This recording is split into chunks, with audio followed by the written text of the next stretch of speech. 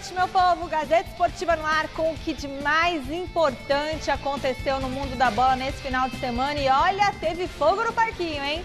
Temos as vitórias de Santos, Corinthians e Palmeiras, além da derrota do São Paulo e os improváveis líderes do Campeonato Brasileiro após 2 rodadas. E tudo, claro, sobre a seleção brasileira, eliminatórias e Copa América. Boa noite, Celso Cardoso. Boa noite, Michele Janela. Tá bem? Tudo em paz, tudo em bom? ordem. E aí, você, Flavito, tudo bem? Flávio Prado? Tudo bem, muito boa tarde. Ontem eu fui convidado pelo Vampeta e pelo Miller para almoçar com ele. Nenhum dos dois apareceu. Ah, é? Pois é. Sério, hoje? Sim. Não acredito, Flávio. Acredita É sim. sério? Eles te deram um bolo? Não, e assim, aquele negócio, vamos lá comigo e tal, sabe? Eu não quero ir, gente. Não, vamos lá e tal. Então, você já sabe que eu estou em crédito com os dois. Olha, e você sabe que uma vez o Miller também marcou uma matéria aqui com a nossa equipe? Ele também sumiu. Ninguém achava o Miller. Mas isso que é de casa, hein? Isso que é de casa. Mas tudo bem. Bom, galera, o programa hoje promete, tem tudo isso que eu falei e muito mais depois dessas dicas. Muito bem, a gente está de volta com a nossa enquete do dia e a polêmica da semana. Ontem, o jornalista do Sport TV, André Rizek, revelou que o então presidente da CBF, Rogério Caboclo, teria prometido ao presidente Jair Bolsonaro trocar o treinador após o jogo de amanhã contra o Paraguai. O Caboclo foi afastado e reina um clima de incertezas na Confederação Brasileira de Futebol. E agora eu quero saber o seguinte, você demitiria o Tite e trocaria o técnico da seleção brasileira? Sim ou não? Entre lá no site gazetesportiva.com, deixe seu voto. Você também pode usar o nosso QR Code que aparece aqui do ladinho, aqui, né? E entrar no site e mandar um vídeo pelo WhatsApp, 11 99479 1633. E para quem mandar o vídeo e pedir a caneca do Celso Cardoso, a gente vai escolher alguém para levar de presente na sexta-feira. Eu vou anunciar quem que vai ganhar a caneca de presente. Não dá para ver a caneca, porque tem o GC. Levanta, Celso, faz um aqui, charme com a caneca. Um charme. O que você pôs nessa caneca? É chá? Não, é água. É água? Não é chá de hortelã? Chá de carqueja? Olha lá, isso. Essa caneca do Gazeta Esportiva vai na sexta para você que pedir a caneca também e dar sua opinião, tá bom? No WhatsApp. Anotou o número, não vou repetir não. Celso, você demitiria o Tite? É óbvio que não. Você se demitiria sim? É claro que não. Olha só os números do Tite à frente da seleção. 100% de aproveitamento das eliminatórias, sumiu a seleção com ela fora da zona de classificação, isso em 2016, levou para a Copa do Mundo, terminando as eliminatórias em primeiro lugar. O problema é o seguinte, eles futebolizaram a política, virou Fla-Flu. E agora eles querem politizar o futebol, sabe? Independentemente da opção política do Tite, pouco importa, entendeu? Ele é o técnico e ele tem que continuar, não tem que fazer média com ninguém. Então, Tite é à frente da seleção, subscrevo, assino embaixo e defendo.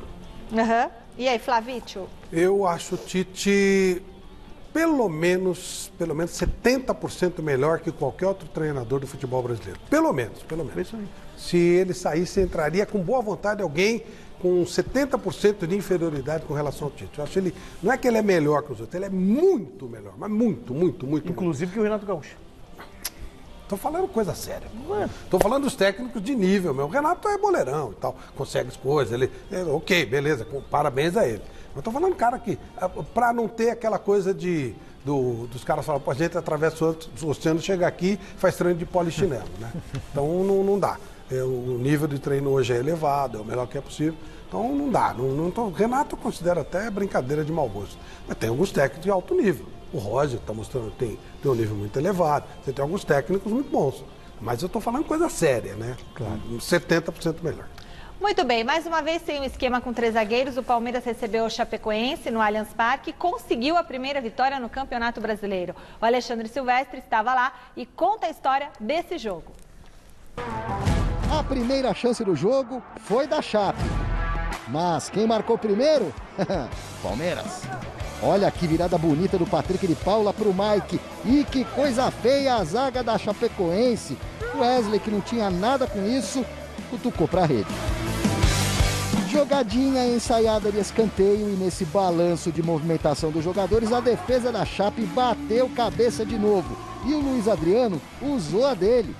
Teve VAR, revisão do lance e o escambau. Mas o gol valeu, 2-0. O terceiro do Verdão saiu de um contra-ataque monstro armado pelo Gustavo Scarpa. Daí pra frente ninguém conseguiu parar o Wesley. Ele humilhou o Becão, que caiu sentado, e a sangue frio finalizou no canto. A Chapecoense fez o de honra dela na etapa final de falta, na pancada do Busanello pra cima do Jailson da Massa. Essa aí passou, Jailson, 1-3. E ficou nisso, meus amigos e amigas. Diz aí, Abelito, curtiu? Eu acho que apesar das muitas ausências que temos na equipa, os jogadores estiveram muito bem. Os três do meio campo, os nossos dois pontas, o Luís Adriano na frente, a nossa linha defensiva. Acho que fizemos uma primeira parte muito boa em termos ofensivos e podíamos ter chegado ao final da primeira parte com mais golos feitos e já com o jogo praticamente resolvido. Muito bom. E aí, o que você achou do jogo, Celso Cardoso? O Palmeiras ele fez um bom primeiro tempo, mudou um pouco o esquema. Eu não tenho nada contra o esquema de 3 zagueiros, sinceramente não tenho. Desde que os alas partam para o ataque, sejam ofensivos, não tenho nenhum problema.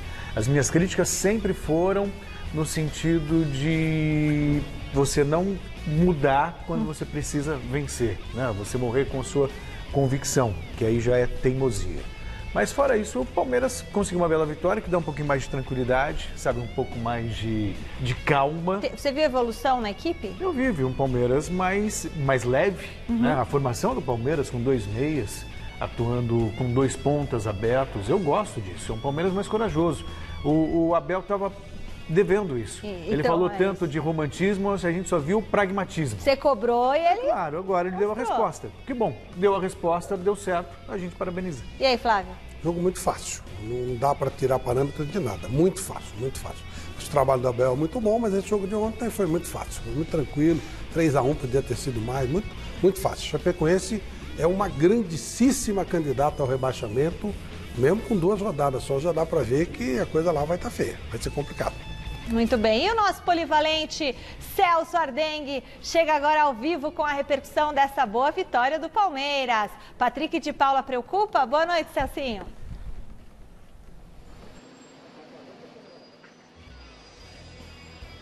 Boa noite, Michele. Preocupa sim, infelizmente. O Patrick de Paula preocupa para o Palmeiras. Ele que vinha jogando muito bem ontem contra a Chapecoense, mas precisou ser substituído por conta de um trauma no quadril. O jogador foi reavaliado nessa segunda-feira na academia de futebol e é dúvida para o confronto dessa quarta-feira contra o CRB pela Copa do Brasil. Eu digo dúvida e não descartado, porque eu entrei em contato com o Palmeiras e eles nunca divulgam, né, os prazos de recuperação dos atletas. Falando em departamento médico do Palmeiras, então, tela na tela aí para vocês, vamos atualizar a listinha, quer dizer, a listona, né, dos jogadores que estão no departamento médico do Palmeiras. Tem o Benjamin Kusevich em transição física, Danilo, o platinadinho, o Danilo Barbosa, Gabriel Veron, que ontem pegou Covid-19. Na verdade, ontem o Abel Ferreira disse, né? O Abel Ferreira revelou na entrevista coletiva que o Veron tinha contraído o vírus, o novo coronavírus. O Michel também contraiu o novo coronavírus. E o Patrick de Paula, que a gente estava falando há pouco, está aí com um trauma no quadril. Foi constatado hoje esse trauma no PK, o Patrick de Paula. Além deles, tem também Gabriel Menino, que está servindo a seleção olímpica, o Gustavo Gomes na seleção paraguaia, o Matias Vinha na seleção uruguaia e o Alain Pereur por questões contratuais que eu explico agora aqui para vocês. Com exclusividade, eu revelei lá no site gazetaesportiva.com que o Palmeiras teria a obrigação de comprar o Alain Pereur caso ele fizesse 60% dos jogos durante o período de empréstimo. Mas ele fez 41% apenas, então o Palmeiras está aí tentando negociar com o Hellas Verona, o clube italiano, a compra, em definitivo, do zagueiro Alain Pereur, mas os valores propostos aí pelo clube italiano não agradaram o Palmeiras, tá certo, Michele? O contrato dele acaba no fim do mês, então se o Palmeiras quiser aí contar com o Alain Pereur, vai ter que ceder um pouquinho, vai ter que pagar um pouquinho a mais aí para contar com o zagueiro ítalo-brasileiro Alain Pereur. Últimas informações aqui para vocês também nessa conversa que eu tive com o pessoal lá do Palmeiras. Eu recebi a informação que o Marcos Rocha e o herói da Libertadores, Breno Lopes, podem voltar aí para o jogo já dessa quarta-feira contra o CRB lá no Allianz Parque. E essa notícia de última hora, como os jogadores da seleção brasileira se reapresentam para a Copa América só na sexta-feira, o Everton, goleiraço do Palmeiras, vai poder fechar a meta do Verdão contra o CRB. Michele, eu devolvo aí para vocês um pacotão de informações, mas está entregue. Beleza, Celso Arden, nem sei por onde começar. Você compraria o Alain Pereur? Então, rapidamente, é para compor o grupo, entendeu? Tá. É para compor o grupo, não se firmou como titular, tal, é para grupo. Ah, ele é tão Se simpático. ficar, não, sim. Eu compraria. Ele falou com a gente, ele é bonito, preço, né? simpático. É, claro, Depende do preço. depende da negociação. Agora, vou passar um macetezinho para os médicos do Palmeiras. Ah. Isso é macete, gente, tá? Não quero ensinar, não é medicina. Dá prazo maior do que aquele que você sabe que você vai recuperar. Você fica com moral. Olha o Patrick, você fala 3 semanas, você fala, ó, 1 mês e meio. 3 semanas ele volta, o cara fica grandão, né? Aí você, o outro lá, 1 mês, dá 1 mês e meio. Macete, gente. Não, fala 2, aí o cara volta com 1, né? Você já Os tá... grandes médicos do futebol brasileiro faziam isso. Médicos espetaculares, claro que eu vou citar, mas eu conheci os caras, o cara falava assim, ó, 2 meses, falei 1 e meio, né? Mas é 2, tá? Sabe, sejam espertos, valorizem o seu trabalho. Muito bem. O Corinthians também conseguiu a primeira vitória no Brasileirão para cima do América Mineiro em pleno estádio Independência. Olha, um alívio, um alívio. Alívio tanto para o Chico Lang, um alívio tanto para o técnico Silvinho, que já estava sentindo a pressão depois de 2 derrotas em 2 jogos dirigindo o time. Na Arena Independência, o Corinthians visitou o América Mineiro e teve as melhores chances de gol no primeiro tempo. O placar foi aberto aos 28 minutos. Gustavo Mosquito sofreu pênalti e Fábio Santos balançou a rede. Primeiro gol do Timão desde que Silvinho assumiu o cargo de técnico. Na segunda etapa, Ribamar saiu do banco e venceu o duelo contra Cássio, mas estava impedido. E por falar em Cássio, o aniversariante do dia fez boa defesa na cabeçada do mesmo Ribamar e garantiu a vitória do Corinthians. 1-0 e apita o árbitro.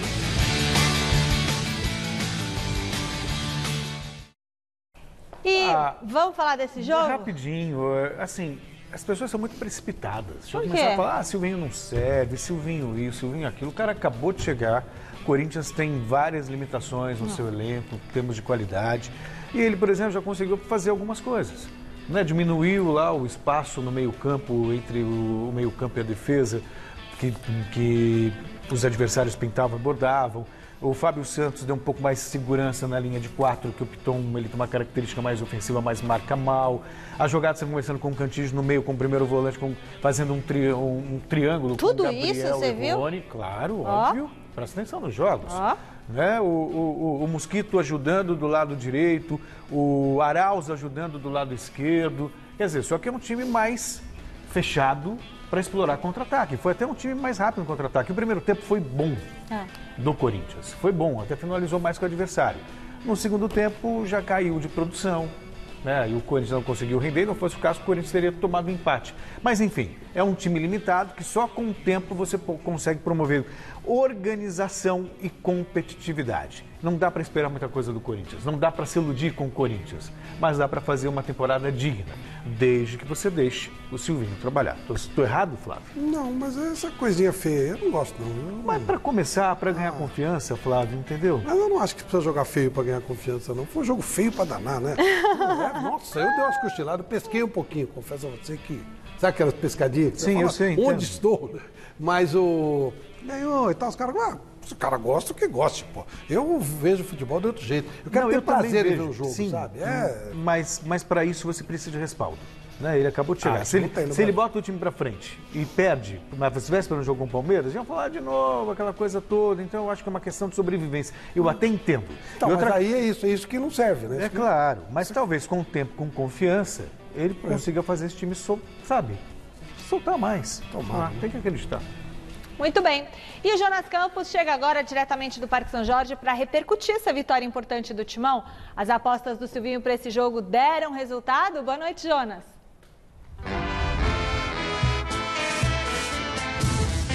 Fala, Michele, boa noite para você, para o Celso, para o Flávio, para todo mundo que acompanha o nosso Gazeta Esportiva. Eu estava de folga, assisti o jogo, também dei uma pescadinha a lá Flávio Prado, mas o Corinthians, de fato, conseguiu uma vitória importante para desencantar, né, no Campeonato Brasileiro, desencantar com o Silvinho no comando. Primeiro gol marcado também desde a chegada do novo técnico, e ele promoveu algumas novidades na equipe para o jogo de ontem. E eu destaco aqui 3, viu, Michele? Primeiramente, o zagueiro João Vitor entrou no miolo de zaga ao lado do Gil, fez grande partida, inclusive deve ganhar sequência na equipe titular do Silvinho. E 2 caras que eu coloco aí na tela do Gazeta Esportiva agora, a gente põe aí, à esquerda dessa tela que vocês podem acompanhar, o Fábio Santos, né? Impressionante o Fábio Santos cobrando pênaltis, né, gente? Aí um número bastante interessante. Pelo Corinthians, de 18 pênaltis cobrados, ele converteu nada mais, nada menos do que 17. Um aproveitamento de quase 95%. Ontem fez o gol da vitória. O Corinthians vinha, inclusive, perdendo pênaltis, né? Com o Fábio Santos no banco de reservas, o Luan perdeu o pênalti recente, o próprio Matheus Vital. Então, o Fábio Santos voltando e fazendo o gol da vitória, mais uma vez muito preciso numa cobrança de pênalti. E o Cantilho, muita gente perguntava por que o Cantilho é reserva desse time, né? Pela qualidade do passe, principalmente. Ontem o Silvinho fez um esquema protegendo mais o Cantilho, né? Porque é um jogador que às vezes deve um pouquinho na intensidade, principalmente na hora da marcação. Ontem com o Rony, com o Gabriel ali ajudando no meio-campo, o Cantilho entrou no jogo e deu de fato essa qualidade no passe, começou como titular. E olha que número impressionante, 96% de acerto nos passes. De 53 passes do colombiano, ele errou apenas 2. E agora aquilo que a gente gosta, né, Michele? Aquele bastidor, Silvinho no vestiário antes e depois da vitória do Corinthians para cima do América Mineiro. Silvinho Pilhadão, uma figura ali, muito trabalhadora. A gente coloca trechinhos dos bastidores do técnico do Corinthians que conseguiu a primeira vitória à frente da equipe. Olha só. Nós todos juntos somos muito fortes. Hoje ninguém mais fala. Eu aqui, traz pra mim. Detalhe importante. Vamos construir o nosso resultado. Esqueci algo aqui. Posição rápida. Atrapalha. Não, evita. Atrapalha ele, já sabe. Ajuda nós lá. É mais um detalhe. É mais um detalhe que eu tava esquecendo. Vamos construir a nossa vitória, o nosso resultado. Somos fortes todos juntos. Bora. Pai Nosso! De novo, pra mim. Mas não sou eu, são vocês. Parabéns a todos, desfrutem de vitória, bom, gostoso, vocês correram muito, se dedicaram muito. Não esqueçam uma coisa, vamos construir o nosso resultado. Vamos continuar construindo. Fora, dentro, fora, vamos continuar construindo. Parabéns a todos, desfrutem da vitória e vamos já nos preparando entre vocês. Dê um abraço, brinca, fala, já chegou, vai.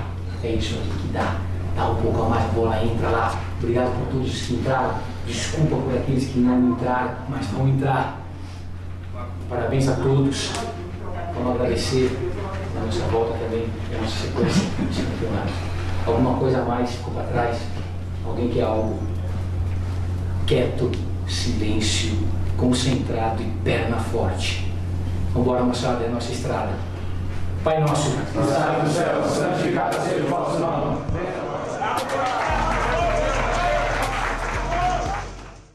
É muito legal ver esses bastidores, eu tô com né? um pouco de medo do Silvinho. Eu tô com um pouco também. Baixinho assim e tal. Eu conheço o Silvinho desde que ele era criança. Ô, louco, eu preciso conversar com ele. Eu vou, filho, o que aconteceu, Silvinho? Ele ganhou essa coisa. E o olhar dele. É, assim, meio...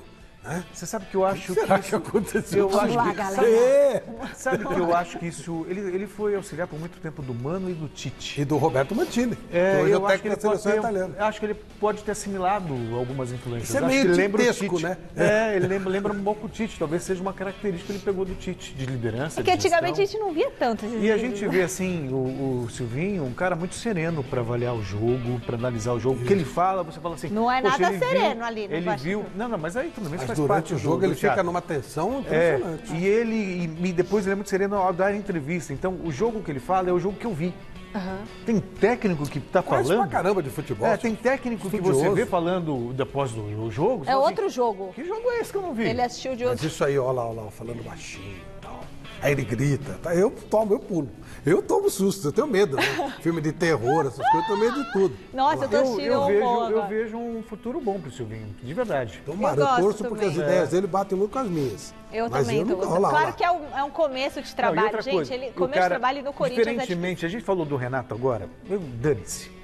Desdenha de quem estuda. Para quem eu vou estudar? Fico lá na praia. Tá o Silvinho, ele foi auxiliado um ano, ele foi auxiliado do Tite, 2 técnicos de seleção brasileira, 2 vencedores no Corinthians, foi para a Europa, foi estudar. Na Inter, que hoje é técnico da seleção. Passou pelo Lyon, tudo bem, 11 jogos e acabou saindo, mas talvez até por divergências na colocação do trabalho. Certo? E ele ganhou o quê? Ele ganhou o quê, Celso? O que ele ganhou? Tá começando agora a carreira, gente. Tá, e o Renato, ele estudou com quem? Estudou a bola. Estudou com a vida e ganhou o quê? Ganhou... Quantos títulos, Celso? Quantos títulos? Pega os anos de carreira do Pega do os anos de carreira. Ele foi mais vitorioso agora no Grêmio. Então. Ganhou uma Libertadores, que ele pegou a base do trabalho deixado pelo Roger e tinha como grande mentor o Valdir Espinosa, que era o grande estudioso. Mas o Renato ele funciona em times onde ele foi ido. É isso aí. No Fluminense, no Grêmio, ele funcionou bem, conseguiu e tal. Não dá para compensar, não dá para comparar. Eu adoro conversar sobre futebol com o Silvinho, ele é um baita estudioso. O Renato é outra coisa, gente. É outro tipo de pessoa. Ô, diretor, você tinha falado pra gente rápido aqui, não foi? Agora a gente tem que encerrar. É que ela põe pilha? Não é, que agora que eu lembrei que ele falou. Olha, ela causa o mal e pede a cura. O São Paulo agora é a única equipe paulista sem vitória no Campeonato Brasileiro. No sábado caiu diante do Atlético Goianiense. Vamos ver como que foi. Atlético Goianiense e São Paulo pela segunda rodada do Brasileirão. Logo aos 22 minutos, o Dragão chegou abrindo o placar. Éder mandou de cabeça direto pro gol. 1-0. O time paulista bem que tentou reagir, mas Fernando Miguel estava ligado. Do outro lado, Volpi se esforçou para evitar mais um gol. Só que não teve jeito. O tricolor marcou bobeira e deixou a bola sobrar para João Paulo. O camisa 10 aproveitou a oportunidade e mandou direto para a rede.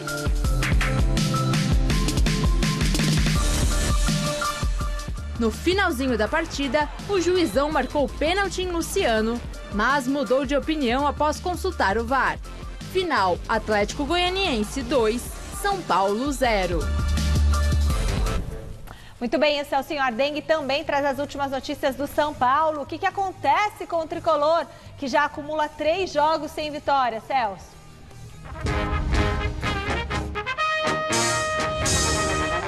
Olha, Michele, eu acredito que seja por conta das últimas escalações que contemplaram apenas atletas do banco de reservas, né, que normalmente estão no banco de reservas.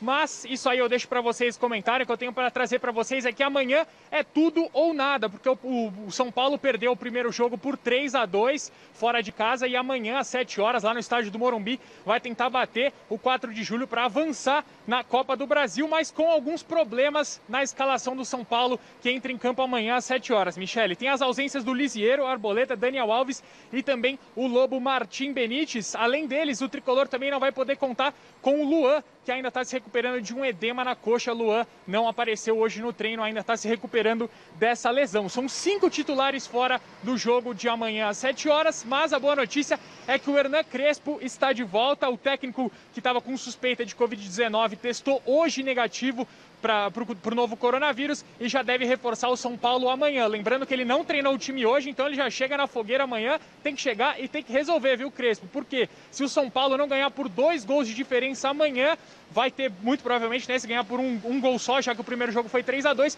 o jogo vai para disputa de pênaltis. E claro que o São Paulo está querendo preservar seus jogadores por conta desse calendário, então tem que entrar amanhã com os titulares. O São Paulo deve jogar com os titulares, tem que entrar e matar o jogo o quanto antes. Eu vi vocês especulando aí em off que o São Paulo muito provavelmente deveria passar por cima do 4 de julho e tudo mais, mas se perder, Michele, aí a Zé do Limão, hein? Zé ainda mais o limão que eu tomo todo dia, viu? Aliás, o São Paulo, se o São Paulo ganhar do 4 de julho, tem que mostrar também o vídeo do Crespo fazendo essas coisas, falando com a equipe. A gente quer ver também os bastidores, São Paulo. Agora, se perder, não põe, tá bom? Eu sei que faz parte do jogo, do futebol, O Crespo acabou de ser campeão paulista.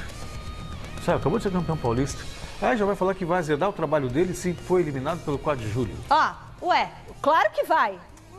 Eu te defendo, Celcinho. Claro que vai. Não, ele faz parte. Isso faz parte do contexto. Não estou dizendo claro que vai pro 4 de julho. Nada contra o 4 de julho. Assim, que maravilha pro 4 de julho. Que vai, mas eu não acho certo. Claro que vai. Desandar o mingau.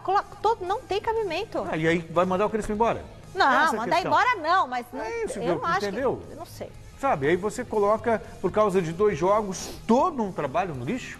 Será que é assim que a gente tem que avaliar futebol? 2 jogos e você coloca no lixo? Não é para mandar o Crespo embora, eu quero lembrar, mas é chato, eu só quero lembrar, gente. por exemplo, que o Sampaoli, ele foi eliminado da Sul-Americana pelo River Plate do Uruguai. Tem River Plate também em todo lugar, né, gente? Tem, do River Plate do Paraguai, tem os genéricos. Terminou o Campeonato Brasileiro como vice-campeão.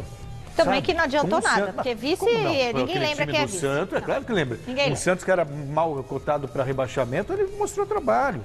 Então, no mata-mata, eventualmente podem acontecer zebras. Sabe, pode acontecer zebra. Então, você questionar todo um trabalho por causa de uma... que eu não acredito. Eu acho que o São Paulo vai golear o 4 de julho de Piripiri amanhã.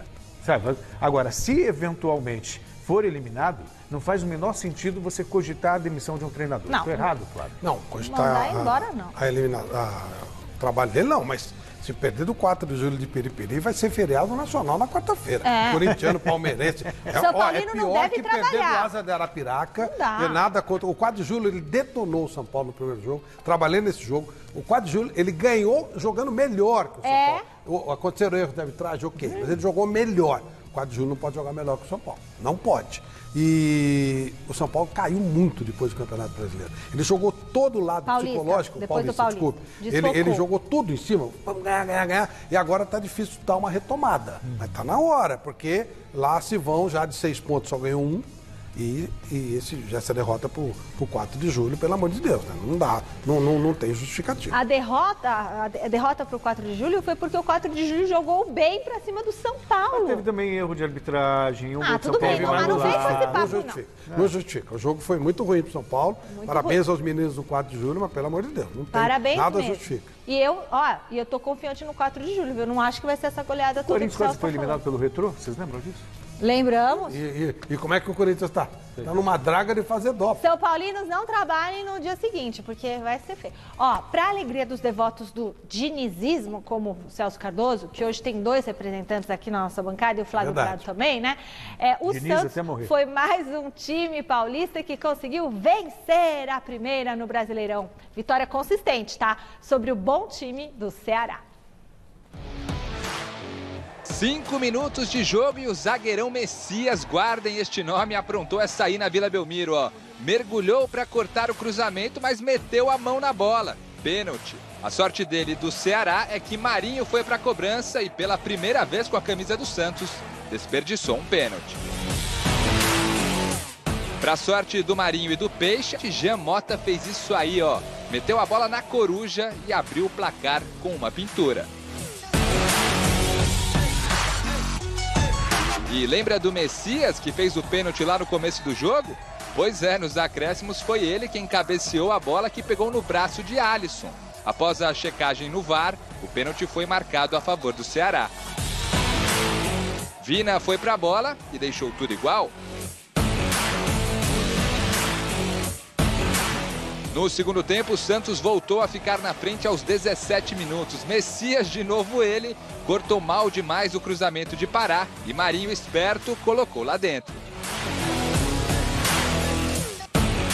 E o Peixão não parou não, hein? Aos 26 minutos, Caio Jorge de cabeça completou o escanteio muito bem cobrado por Pirani e marcou seu 8º gol nos últimos 6 jogos. A bola ainda desviou no zagueiro Messias. Messias! 3-1. Aos poucos a gente vai evoluir na equipe no aspecto tático, mas o mais importante que eu acho no Santos, foi isso desde o primeiro dia que eu cheguei, é a capacidade que a equipe tem de trabalhar. E o Diniz nem teve tempo ainda para dar a cara dele, Sim. Mas já é um Santos diferente. Pode falar o que for, sou fã mesmo do trabalho do Diniz, acho diferenciado e ele vai ter reforços importantes. Um já está confirmado, que é o Sanches, que renovou o contrato com o Peixe. E o outro é o Paulo Henrique Ganso, que ele gosta tanto, Flávio Prado, né, que está muito perto de um acordo com o Fluminense. Portanto, o Ganso deve ser repatriado. Ele está querendo também o Vitor Bueno, viu? Está querendo também o Vitor Bueno. Pois é. numa dessa, né? E o Ganso pode, então, parar no Santos novamente. Beleza. Muito bem, essa última semana talvez tenha sido uma das mais movimentadas da história recente da CBF. Nós fizemos um resuminho para você entender tudo o que aconteceu nesses dias. Dá uma olhada. Copa América, uma festa que nesse ano virou presente de grego.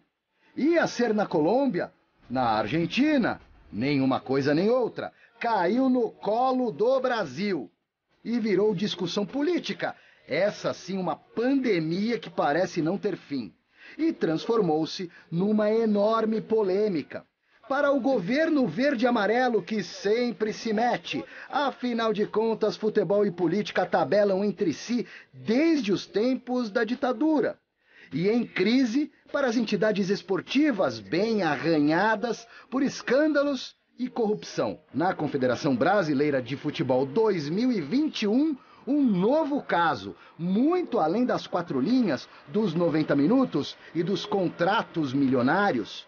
Denúncia de assédio sexual contra o atual chefão da CBF, Rogério Caboclo, que é acusado de tais atos por uma funcionária que trabalha diretamente ligada a ele. O desconforto com certas condutas de Rogério Caboclo aparentemente é geral, em nível de clubes e agora refletindo dentro do vestiário da seleção brasileira. Tite e jogadores falam a mesma língua, torcem o bico, mas não abrem a boca para valer. Tivemos lealdade, conduzimos ao presidente no primeiro aspecto. E depois ele publicamente vai ser externado. E eu tenho o meu compromisso de, terminou esses 2 jogos, eu externar publicamente a minha posição. Claro que queremos dar a opinião nossa, rolou muitas coisas, mas existe respeito e, infelizmente... Vocês vão falar depois do jogo contra o Paraguai? Queremos falar. O spoiler do capitão do Brasil escapou na sexta-feira após a vitória por 2-0 sobre o Equador no Beira-Rio pelas eliminatórias. O grupo promete se manifestar depois do jogo de amanhã diante do Paraguai. No fim de semana, o Conselho de Ética da CBF decidiu afastar o presidente Rogério Caboclo por 30 dias. Talvez seja tempo suficiente para acalmar os ânimos do time, que deverá mesmo disputar a Copa América no Brasil. Amenizar os ânimos do time, não da secretária da CBF, que diz ser vítima de assédio sexual. Gente, que coisa, né? O Alexandre Silvestre está na redação da nossa Central de Esportes, atualizando as últimas informações sobre a seleção brasileira e o futuro da CBF após o afastamento do presidente Rogério Caboclo. Boa noite, Silvestre. Boa noite, Michele. Atualizando então o que de mais importante aconteceu hoje, ainda essa repercussão da crise da CBF. O Rogério Caboclo, em entrevista aos canais ESPN, negou que iria demitir o Tite, negou o assédio sexual, né? O Coronel Nunes, que é o presidente em exercício, assumiu o cargo, já que o Caboclo foi afastado por 30 dias, também se manifestou, chegou a dizer que em time que está ganhando não se mexe, aquele clichêzão do futebol, numa referência ao técnico Tite, que poderia ser trocado pelo Renato Gaúcho numa manobra de bastidor. E o próprio Tite concedeu entrevista coletiva e é claro que boa parte das perguntas foi direcionada sobre os escândalos recentes, o envolvimento do Rogério Caboclo, toda essa pressão, e o Tite preferiu não colocar o dedo na ferida. Sabemos a gravidade do caso, temos consciência disso. Agora, existe um comitê de ética da CBF que toma as devidas providências a isso. Essa alçada e essa responsabilidade, acompanhamos sim, sabemos da gravidade, eu sei, mas não é da nossa alçada. Ele tem sido bastante difícil, sim. Ele tem sido bastante difícil porque é um momento social e nós temos compreensão disso, né? E que as pessoas acham que a gente tem que ter opinião para tudo, quando que nós devemos ter opinião é pelo futebol. Claro que, de alguma forma, ele atrapalha, sim. Agora, é desafiador. A equipe ela teve uma capacidade emocional muito forte no jogo contra o Equador e vai precisar de novo para esse jogo. O mérito que os atletas tiveram nessa abstração e focar no jogo, ele foi digno do meu elogio e do meu orgulho que eu estou externando de forma pública o que eu falei a eles. Dentro de campo, 100% de aproveitamento da seleção brasileira nas eliminatórias, 5 jogos, 5 vitórias, melhor ataque da competição, melhor defesa. Amanhã encara o Paraguai fora de casa. O Tite pode dar uma mexidinha no time, de repente tirar o Gabigol e retornar à equipe titular o Gabriel Jesus. O Rodrigo Caio, zagueiro do Flamengo, foi poupado do treinamento de hoje, passa a ser dúvida, dores no joelho. E a agenda é aquela, né, Michele? Eliminatórias na terça.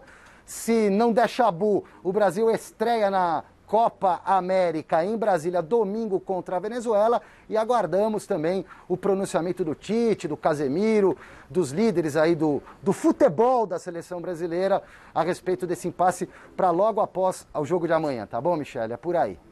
Obrigada, Alexandre Silvestre. Flávio? Olha, aquele vídeo, né, aquela fala gravada do Caboclo, ela é asquerosa. Asquerosa.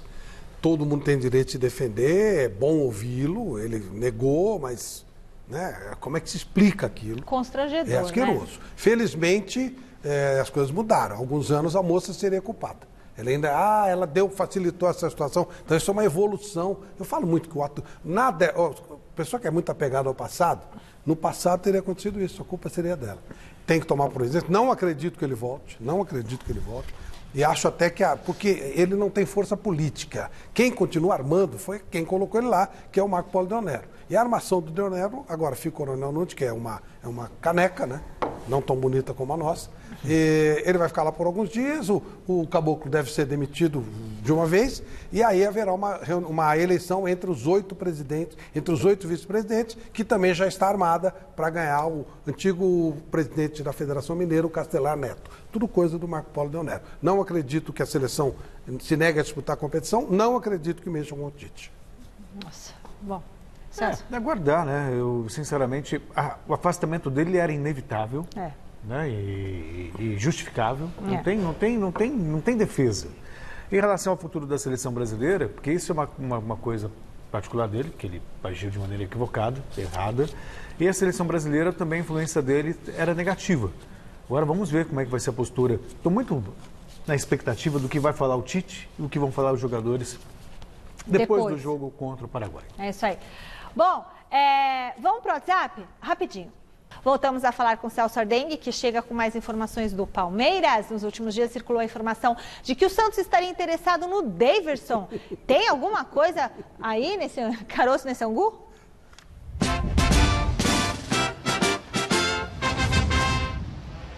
Olha, Michele, a informação que eu apurei é que não há nenhuma proposta pelo Daverson, e inclusive o Palmeiras pretende utilizá-lo sim. Tá aí, o Daverson já está se sentindo em casa. Eu vou pedir agora para o diretor colocar na tela. Olha como o Deivinho está em casa, Michele. Já fez até tatuagem. Existem especulações sobre quantas tatuagens o Daverson vai fazer nesse período aí agora que ele retornou para o Palmeiras, e já foi uma. Tá aí a tatuagem do título, né? Em homenagem ao título de 2018, que ele fez o gol do título, inclusive, né? Fez o gol aí que coroou o Palmeiras como campeão brasileiro de 2018. O gol foi em cima do Vasco. Mas vamos falar um pouquinho mais sobre hoje. O que aconteceu hoje é que o Palmeiras se reapresentou depois de ganhar da Chapecoense por 3-1 e com uma carinha nova que foi justamente o Daverson. O Deivinho está de volta, foi reintegrado ao elenco e pela primeira vez trabalhou em campo. Os titulares fizeram um trabalho, né, de recuperação depois do jogo de ontem, e o Daverson treinou com os reservas. Ontem, inclusive, em entrevista coletiva, o Abel Ferreira, o português que o Osmar Garrafa tanto ama, elogiou o menino maluquinho do Palestra. Michele, vamos ouvir. É um jogador que acredito que nos possa ajudar. Já conheço boa parte deste elenco, sabe a exigência dos nossos torcedores, vai-nos trazer também experiência, porque nós temos muitas crias, não é, que precisam também ter este acompanhamento da experiência para nos ajudar, e portanto ele vem exatamente para isso, para nos dar mais uma solução, para ajudar a equipa, e para isso é que é o mais importante. Nós fomos falando que tínhamos a necessidade de uma na situação do centroavante. O Rony tem jogado muito bem ali, juntamente com o Luís Adriano. Muitas vezes, quando eu gosto de jogar com 2 centroavantes, como no sistema de 3, nós jogamos com 2 na frente, 2 declarados. Portanto, é um jogador que nos vai ajudar seguramente, mas respeitando, como disse, as hierarquias. Estamos-lhe a dar uma oportunidade. Muito bem, voltamos agora com o Jonas Campos para falar do próximo desafio do Corinthians. Dá para sonhar com uma vaga na próxima fase da Copa do Brasil, Jonas?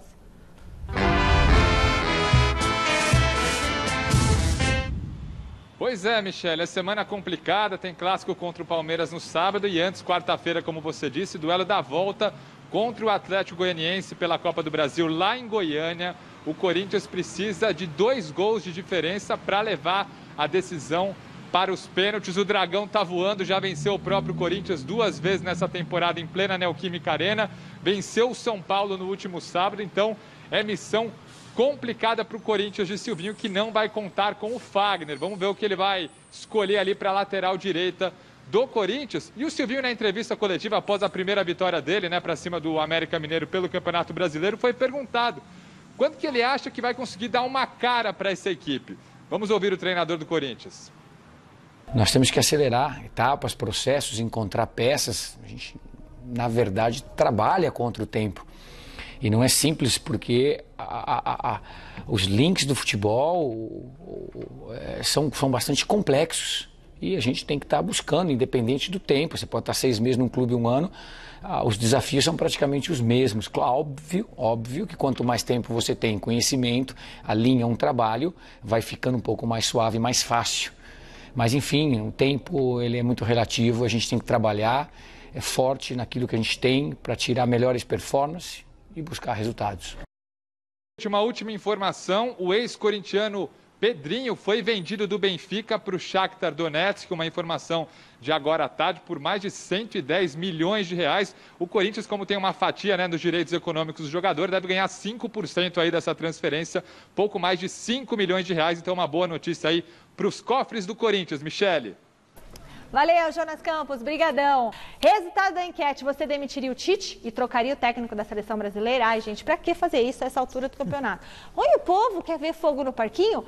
64% sim. Meu Deus. Todo mundo demitiria o Tite, colocaria quem? Colocaria o Silvinho.